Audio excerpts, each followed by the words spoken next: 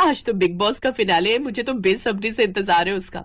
नहीं नहीं नहीं नहीं, आज मेरे सीरियल का बड़ा ही तगड़ा एपिसोड आने वाला है, मैं तो वो देखूंगी। नहीं, आज इंडिया पाकिस्तान का मैच है, मैं वो देखूंगी। नहीं, आज मेरी फेवरेट मूवी आने वाली है, मैं तो वही देखूंगी। उन चारों में टीवी को देखने को लेकर जंग छिड़ गई और उनकी आवाज सुनकर उनकी सास सरला वहां आ गई। अरे बस भी करो तुम चारों, शर्म नाम की तो चीज ही नहीं है तुम में, हर वक्त टीवी के लिए लड़ती रहती हो। अब तुम चारों में से कोई टीवी नहीं देखेगा, मेरा सत्संग का प्रोग्राम आने वाला है, आज तो मैं वही देखूंगी। इधर दो टीवी का रिमोट और तुम सब जाकर काम पर लग जाओ। सरला उनसे रिमोट ले लेती है और अपनी पसंद का टीवी देखने बैठ जाती है।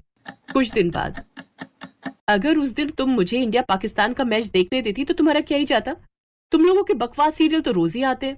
हाँ, और मेरा जो बिग बॉस का फिनाले छूट गया वो।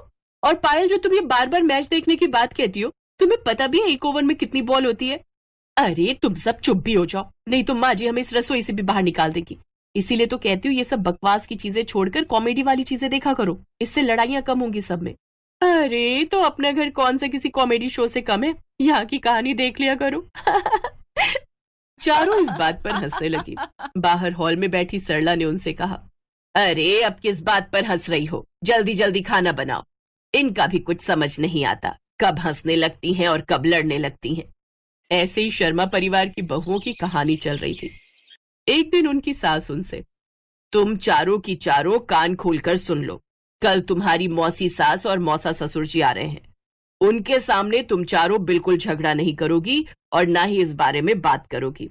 माँ जी मैं तो बस कभी कभार मैच ही देखती हूँ, नहीं तो मैं कहाँ टीवी देखती हूँ। हाँ तो हम भी तो कभी कभार ही अपनी मर्जी का देख पाते हैं।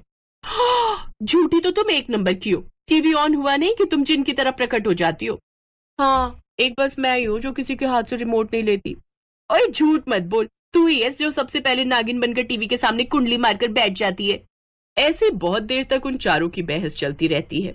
इनकी लड़ाई सुलझाते सुलझाते एक दिन मैं ही इस दुनिया से न सुलझ जाऊं, कुछ नहीं हो सकता इन सब का। अगले दिन उसकी बहन और जीजा जी उनके घर आते हैं।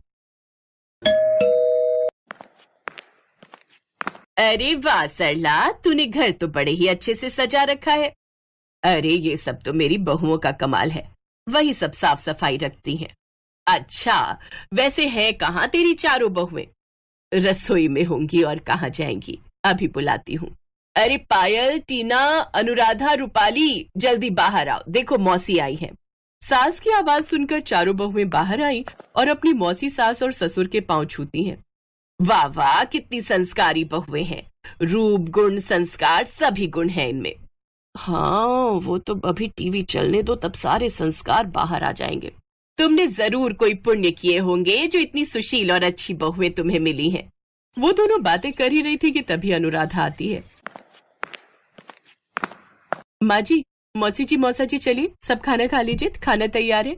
खाना खाकर मौसी और सासू माँ टहलने चली जाती है और मौसा जी बैठकर टीवी देखते हैं।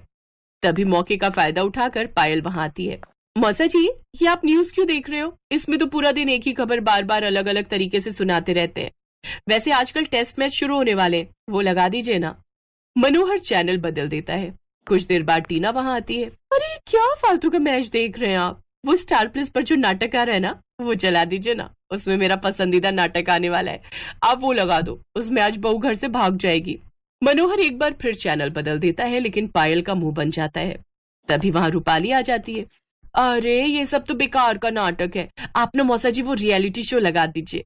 मनोहर एक बार फिर चैनल बदल देता है। तभी अनुराधा आती है। मौसा जी, आज वो फिल्म आने वाली थी सलमान की, वो लगा दीजिए ना। मनोहर एक बार फिर चैनल बदलता है।